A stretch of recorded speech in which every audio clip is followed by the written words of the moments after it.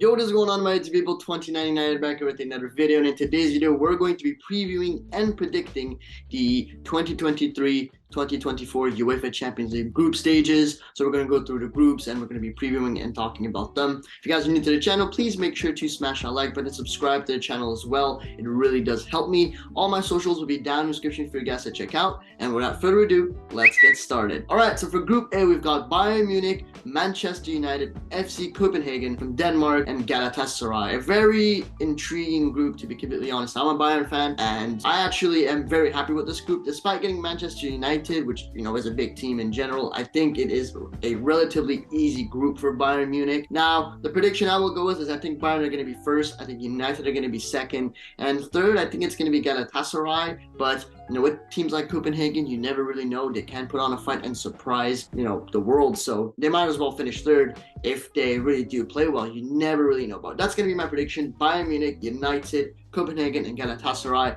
Bayern are great at the moment. United, not so much. Recently, they haven't been doing too well in the Prem.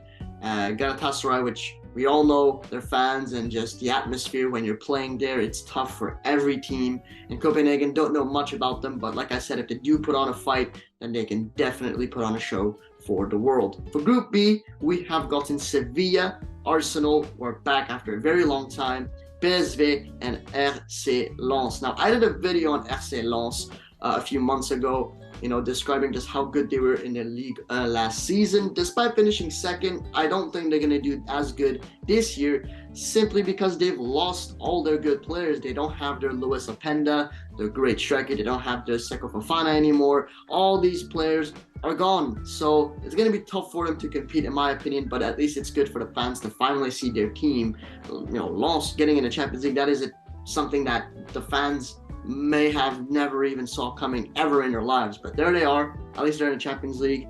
As for PSV, I've seen a few of their games last season. They weren't particularly too amazing, but I think they're definitely better now.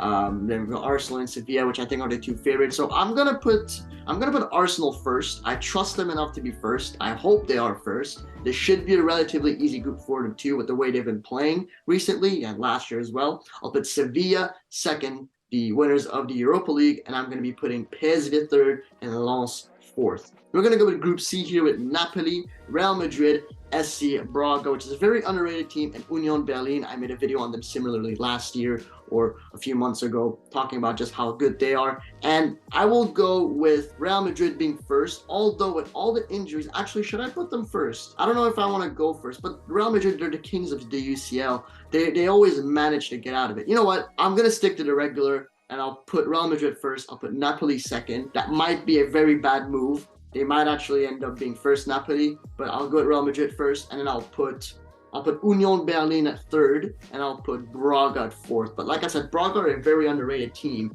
They're actually very decent in the Portuguese league. If you've seen them play, they've got a few decent players. They are pretty good. So Union Berlin and Braga are probably going to battle it out for third and fourth. I don't think they have what it takes to beat Real Madrid or Napoli, but that's what I think about Group C. By the way, I'm looking down because I'm looking at the groups. I don't know all of them by heart, so I apologize for that. And we're going to go with Group D as well. We've got Benfica, Inter Milan, RB Salzburg, and Real Sociedad. A very interesting group as well. Benfica, that won the Portuguese league last season. Inter Milan, which were the UCL finalists last season. Salzburg and Sociedad in that group. I don't think anyone is going to be putting them above Inter Milan and Benfica. Sociedad can cause some trouble, I would say. We've got Takefusa Kubo, who's doing very good with them at the moment, as someone who watches a lot of Asian football. But I'll be putting Inter Milan first. I think this still should be a relatively easy group for them. I'll put Real Sociedad second. No. I'll take that back. Let's put Inter Milan. Let's put Benfica. Let's put Sociedad, and let's put Salzburg at fourth. I think that's the move. Let's move on to Group E now. We've got Feyenoord, Atletico Madrid,